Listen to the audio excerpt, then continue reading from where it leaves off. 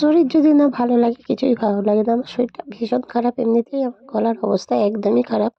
আমি একদমই ভয়েস দিতে পারছি না যে তোমাদের সাথে কথা বলবো। তো শরীরটা এতটাই খারাপ, সকালবেলা উঠে আমি চুপচাপ মেরে শুয়ে পড়েছিলাম, জানো তো। আর এদিকে শুয়ে তো থাকলে হবে না, রান্না করতে হবে। রান্নাটা না করলে খাবো কি? এটাও সবথেকে বড় জ্বালা, জানো তো। রান্নাটা করতেই আমাকে হবে। এদিকে রান্না করছি আর এদিকে সোনাইকে খাইয়ে ঘুম পাড়িয়ে দিয়েছি।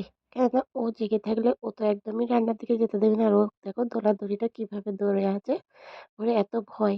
আর এদিকে শুধু আজকের বেশি কিছু করবো না। এই যে ভেজে ছিল মাছ, মাছগুলোকে একটু ভেজে নিচ্ছি। আর কলা আর পেঁপে ছিল, কলা আলু পেঁপে দিয়ে মাছের ঝোল হবে। আর কিচ্ছু করবো না, কেন একদমই ইচ্ছা করছে না যে রান্না করি কিংবা খাই, কিন্তু কিছু করার নেই। সব মহাজন শুনবে কিন্তু পেট মহাজন শুনবে না। এদিকে ভাত বসিয়ে দিয়েছি আর এদিকে হচ্ছে মাছটা ভেজে নিচ্ছে। আর এদিকে কি বলতো, আমার মতো তোমরা কারা কারা এমন করো, যখন এরকমভাবে ভাত ফুটে যায় না, আমি গ্যাসটাকে বন্ধ করে দিই যাতে একটু সাশ্রয় হয় গ্যাসটা। সেই জন্য। আর এদিকে হচ্ছে দুদিন ধরে আমার দোকানের কাজের চাপে আমি হচ্ছে যত জামাকাপড় কাচা হয়েছিল সব, সেগুলো হচ্ছে শুকনো হয়ে গিয়েছিল, কিন্তু এরকমভাবে বিছানাতে জড়ো করে রেখেছিলাম, পাট করার সময় পাইনি।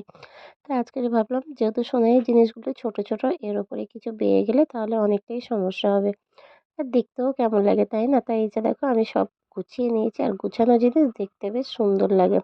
আর এলোমেলো থাকলে সেগুলো কিন্তু একদমই ভালো লাগে না। তা ভাবলাম এগুলোকে একটু গুছিয়ে নিই, তাহলে দেখতেও ভালো লাগবে, এদিকে হচ্ছে সোনাইয়ের জিনিসগুলো গুছানোও হয়ে যাবে।